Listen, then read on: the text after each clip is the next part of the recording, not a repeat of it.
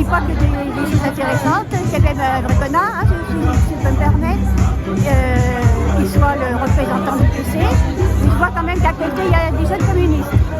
Et puis le PS, c'est normal, il travaille tout de suite, donc on a l'habitude, voilà. Ben, j'ai dit bonjour aux médias, à toute l'équipe, bonjour à Thomas Porcher, à toute la bande. Salut! La honte a ce pouvoir qui fait la guerre aux mineurs isolés. La honte a ce pouvoir qui ne respecte pas l'humanité ici en France. Merci tout le monde. Merci d'être là. Et merci à répondre à l'appel. Chaque fois qu'on appelle, vous êtes là, vous êtes fort, mes amis. À moi, c'est Mohamed. Je fais partie des jeunes mineurs isolés à la Gaîté Lyrique qui ont fait une occupation à la Gaîté Lyrique depuis des mois. Bah, comme nous le savions tous, on avait fait une occupation pendant des mois et on a été chassé là-bas parce qu'on a été expulsé à la Gaîté Lyrique.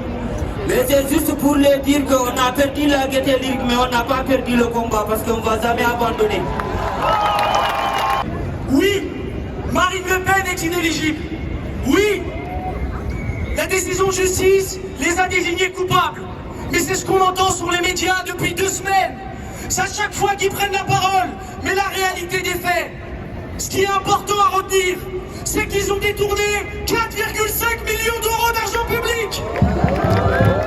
C'est inadmissible, les camarades. Et ça, c'est ce qu'ils essayent de faire entendre à tout le monde. Mais rappelons-le que cette affaire, ce n'est pas une affaire d'inéligibilité ou pas. C'est une affaire de vol. Ce sont des voleurs. Aujourd'hui, va apparaître dans le pays des mobilisations qui vont vers l'opposition à cette décision de justice pour mettre au second plan le vrai sujet. C'est une honte, les camarades. Aujourd'hui, je pense, et nous pensons tous, que les seules manifestations du pays qui devraient avoir lieu, ce sont des manifestations pour demander la démission de Marine Le Pen et Julien Audoux. C'est des proclamations pour rien faire sur les bancs de l'Assemblée nationale. Ils doivent démissionner.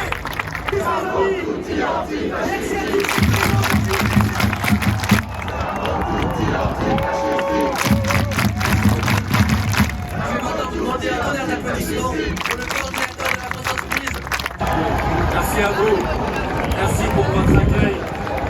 Et je suis avec mes collègues députés à l'Assemblée nationale et au Parlement européen. Et avant de commencer, je voudrais vous remercier d'avoir répondu présente et présent dans des délais extrêmement courts, puisque ce rassemblement il a été annoncé il y a quelques jours. Mais il était impossible pour nous de considérer que quand l'extrême droite essaye de s'emparer de nos rues, il était impossible pour nous que ça ne donne pas lieu à une réaction, à une riposte populaire. Et aujourd'hui, par ce rassemblement, c'est la première étape de cette réponse, de cette réaction.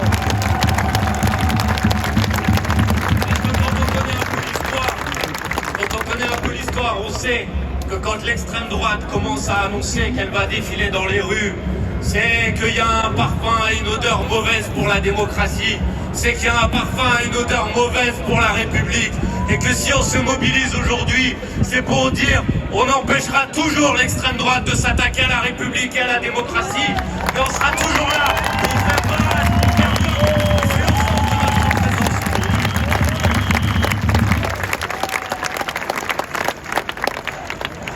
voilà, résistance.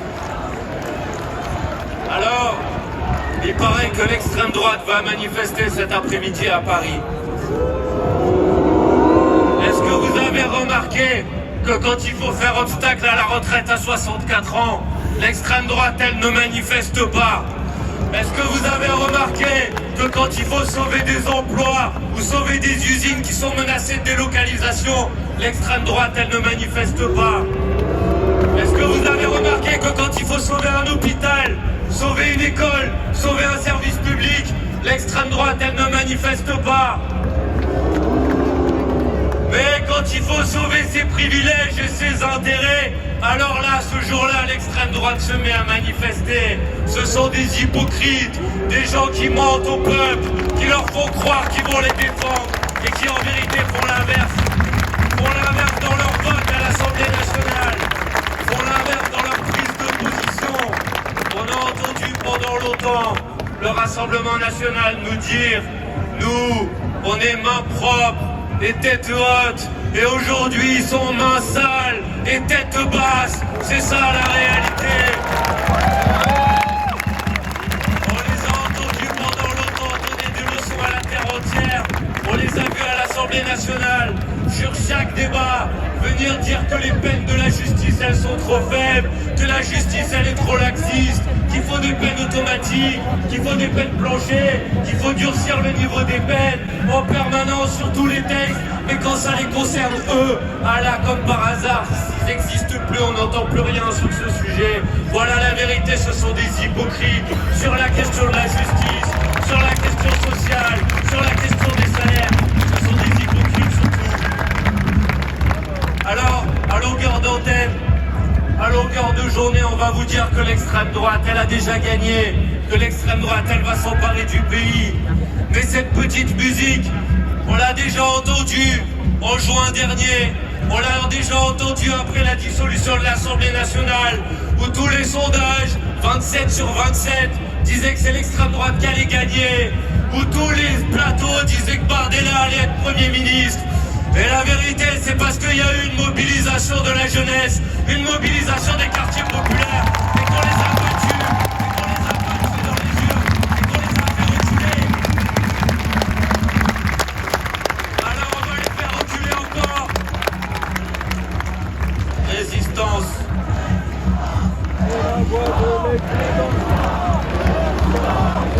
Alors on va les faire reculer encore.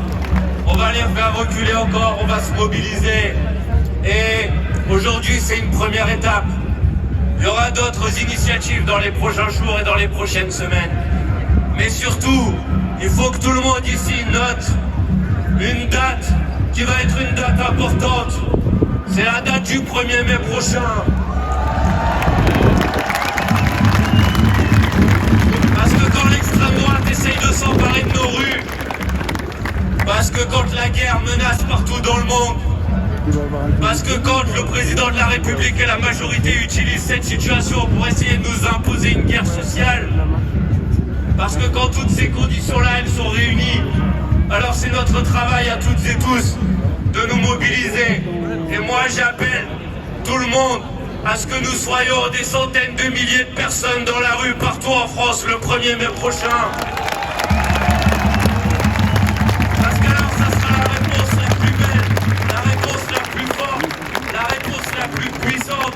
À l'extrême droite qui menace la démocratie, à l'extrême droite qui menace l'état de droit, à l'extrême droite qui veut nous fracturer et nous diviser. Le 1er mai, on va répondre ensemble pour la paix, pour la solidarité, pour l'unité du peuple, tous ensemble. Ils ne passeront pas. Voilà le message qu'on passera le 1er mai prochain. Faisons ça ensemble. Merci de vous être mobilisés nombreuses et nombreux aujourd'hui. Pour les gens qui sont au premier rang, vous le voyez peut-être pas, mais il y a des gens quasiment jusqu'au bout de la place là-bas derrière. Moi je les vois d'ici, nous on les voit d'ici. Et pour un rassemblement qui a été organisé en quelques jours, je crois que c'est un signal très fort et très puissant. Maintenant la bataille continue, la lutte continue. Rendez-vous le 1er mai, mobilisation antifasciste, mobilisation antiraciste, mobilisation sociale et mobilisation pour la paix. Merci beaucoup.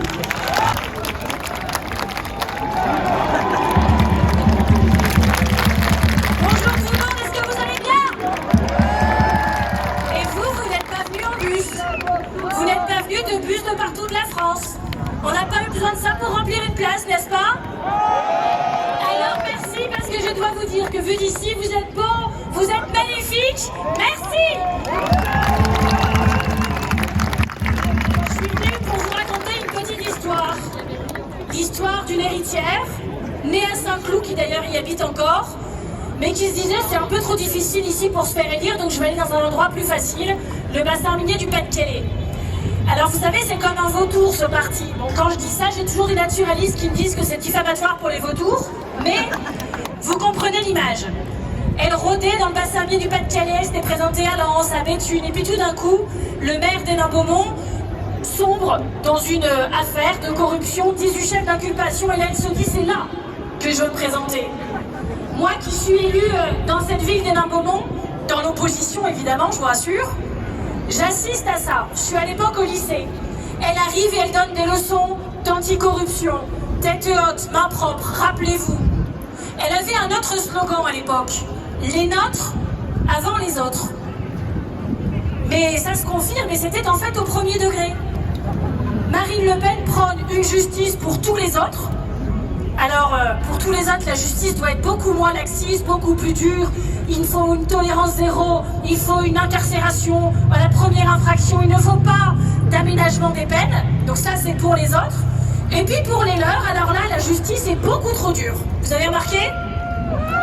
C'est ce qu'on appelle de l'hypocrisie. C'est ce qu'on appelle un système judiciaire à double vitesse qu'ils mettraient en place sûrement s'ils sont élus. Parce que le plus grave, c'est pas juste qu'elle soit hypocrite ou qu'elle soit dans une défense complètement complotiste de sa condamnation. C'est qu'elle vise la présidentielle, elle veut être présidente de la République. Évidemment qu'on fera tout pour que ça n'arrive pas, mais que pensez-vous qu'elle fera de la justice si elle est présidente? Avez-vous remarqué une chose? Les peines de prison aujourd'hui, au tribunal correctionnel, 58% de ces peines de prison sont données avec une exécution provisoire. Avez-vous un jour entendu Éric Ciotti ou Marine Le Pen trouver que c'était pas juste? Parce que ça ne permettait pas de faire appel? Jamais. Avez-vous remarqué que M. Ciotti, par contre, mardi, avait déposé une proposition de loi pour dire que c'était complètement anormal qu'il y ait des exécutions provisoires dans ce pays? Ces gens ne font pas des lois pour les Français. Ils changent la loi quand elle s'applique à eux. Ils changent la loi quand elle s'applique à eux. Ils n'en ont rien à faire de quand les autres ont un problème. Par contre, quand ça les concerne, là, c'est très très grave. Ces personnes, ce sont l'extrême droite. Ces personnes, ce sont les amis de l'amicale fasciste qui est en train de se monter dans le monde entier. Regardez-les, ils ne font plus semblant. Pendant 10 ans, on les a entendus parler de stratégie de dédiabolisation. Ils n'ont pas dit on n'est pas le diable. Non, ils ont dit on va faire une stratégie pour moins l'être. Alors on l'a vu avec ces chats, on l'a vu avec ces pétunias. Et depuis, virage à 180 degrés. Défense complètement complotiste depuis une semaine. Propos mettant une cible dans le dos des juges. Propos menaçant la justice. Propos menaçant l'état de droit. On a parlé plus de son récit cette semaine que de sa peine et de la raison de sa peine, c'est-à-dire son infraction. Oui, Marine Le Pen a détourné 4,1 millions d'euros. Et ce chiffre, nous le répéterons autant qu'il le faudra. Autant qu'il le faudra. Parce qu'elle avait dit elle-même que quand on est élu, il fallait être exemplaire, que si on détournait ne serait-ce qu'un euro, qu'est-ce qu'elle avait dit? Inéligibilité? Sauf pour elle. Sauf pour elle. Eh bien, on ne laissera pas faire. Alors nous, on n'est pas ici pour commenter les décisions de justice, on est là pour défendre les juges quand ils ont une cible dans le dos par une candidate présidente qui veut être présidente de la République et qui refuse les peines quand elles s'expliquent à elle. On est là pour que nos institutions démocratiques puissent juste continuer à fonctionner normalement. C'est ça qu'on va faire. Et si les partis politiques ne sont pas capables de le dire dans le pays, eh bien nous on le dira avec vous. On n'est pas là pour couper les cheveux en quatre, pour soutenir plein de raisons de pas être là aujourd'hui. On était là de manière instinctive et merci à toutes celles et ceux aujourd'hui pour qui c'était juste évident d'être là. À chaque fois, elle fera des meetings pour attaquer les atoires. Nous on sera là du début à la fin. On est là aujourd'hui. On sera là le 9 avril. On sera là le 12 avril. On sera là le 1er mai.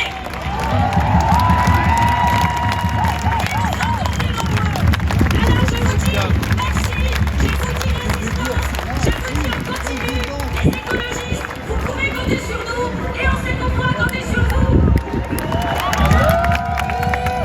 Ami et camarade Sébastien Peytavi, député de la Dordogne, menacé de mort hier par l'extrême droite qui lui promet l'action T4, c'est-à-dire une campagne d'extermination des adultes handicapés menée par les nazis.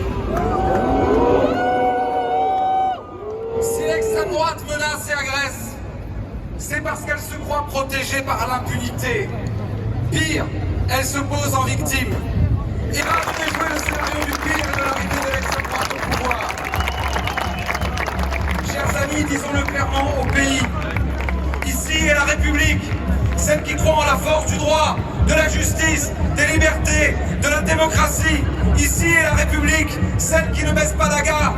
Une fois de plus, Français, comptez sur la gauche pour défendre la République.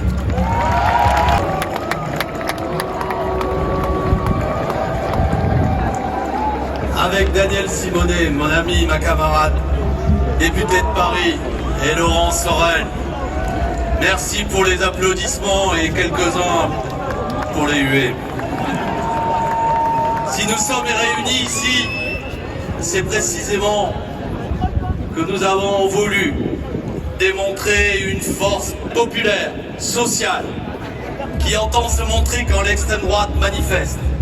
Si vous l'avez jugé utile, si nous l'avons jugé utile, c'est que depuis le début de la semaine, il s'est passé quelque chose qui nous a troublés, comme dirait l'autre. C'est que celle qui était déclarée coupable se présentait comme victime. Et que dans cette volonté de retourner, de mettre tête par-dessus bord, la réalité, elle disposait de relais importants dans notre société, relais médiatiques, relais politiques. Donc si vous êtes là, c'est pour continuer à faire porter la parole. Qu'il n'est pas acceptable de détourner 4,1 millions d'euros d'argent public pour enrichir un petit clan. L'électorat populaire qui vote Marine Le Pen, acceptez-vous qu'un majordome gagne 6 à 7 000 euros par mois? Acceptez-vous qu'un chauffeur personnel soit dans le même ordre de salaire? Acceptez-vous que la sœur de Madame Le Pen et son entourage perçoivent des salaires de 9 000 euros par mois, quand les mêmes refusent d'augmenter le SMIC à l'Assemblée nationale? Oui, dites-le, faites passer le message. La décision qui a été rendue lundi est juste dans sa totalité, dans toute sa cohérence. Et si la juge a prononcé l'exécution provisoire, c'est pour éviter une sorte de cavale présidentielle qui amènerait à ce que Marine Le Pen, comme d'autres présidents de la République par le passé, échappe à la justice. Il est donc bon que nous défendions et que nous ne donnions pas des points d'appui pour l'extrême droite pour se présenter comme quelque sorte victime d'une mesure injuste. De plus, disons-le clairement, aujourd'hui, être antifasciste, construire un front antifasciste à la hauteur de la menace, car la possibilité existe pour la première fois dans l'histoire de ce pays que l'extrême droite prenne le pouvoir par les urnes. Amis et camarades, être à la hauteur du rendez-vous, de comprendre la dangerosité, c'est d'être unitaire. Notre calendrier politique est le suivant. La semaine prochaine, 12 avril, nous serons également présents à l'appel de la CGT et d'autres organisations pour continuer à faire porter la parole. Nous serons présents le 1er mai pour faire une manifestation massive. Un front antifasciste, cohérent, qui comprend la période à laquelle nous sommes, impose des candidats communs à l'occasion de la prochaine élection présidentielle. Le programme du nouveau Front populaire. L'enjeu n'est pas de savoir qui aura la plus belle tombe d'un cimetière électoral, mais l'enjeu est de construire un chemin d'union et de victoire. Candidature commune du nouveau Front populaire. Nous devons le faire. Sans quoi l'extrême droite gagnera. Et nous, ceux qui auront agité des drapeaux de sectarisme, pleureront. Car écoutez bien, 9 millions de voix. 9 millions de voix se sont rassemblées au mois de juin. 9 millions, c'est une force. Elles se sont rassemblées car le nouveau Front populaire était uni. Comprenez le message. Nous ne rivaliserons pas face à la puissance de l'extrême droite par la division et le sectarisme. Toute l'histoire du XXe siècle nous l'apprend. Si vous êtes venus ici, place de la République, c'est pour dire cela. Et vous avez raison. Et vous êtes magnifiques dans ce soleil d'avril. L'unité va continuer pour stopper l'extrême droite et pour aller vers la victoire. Soyez fidèles à la promesse des 9 millions de gens du mois de juin. Unité du nouveau Front populaire. Unité. Pour nous, Et la suite va dépendre de nous.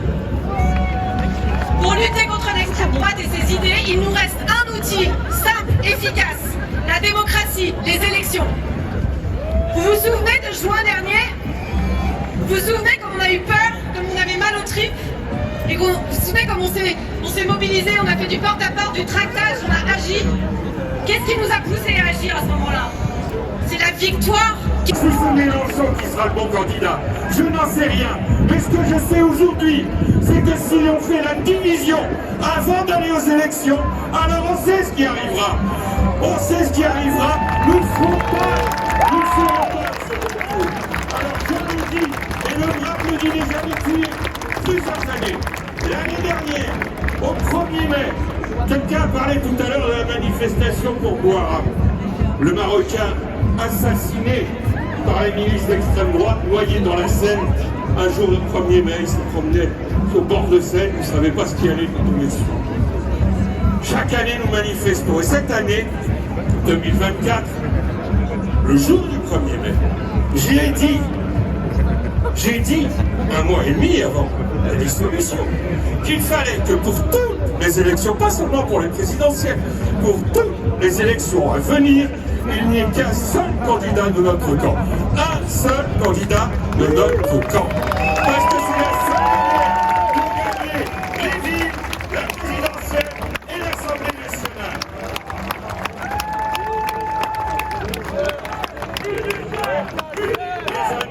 Les amis, ce que vous faites est absurde. Vous êtes en train de semer les germes de la division. Appelez plutôt à l'unité. Imposez le rassemblement de toutes les forces politiques. Unité, unité, unité, unité, Notre adversaire aujourd'hui, notre seul adversaire, c'est l'extrême droite, les idées de l'extrême droite et ceux qui portent les idées de l'extrême droite. Et ceux qui les aident à arriver au pouvoir, comme le PS.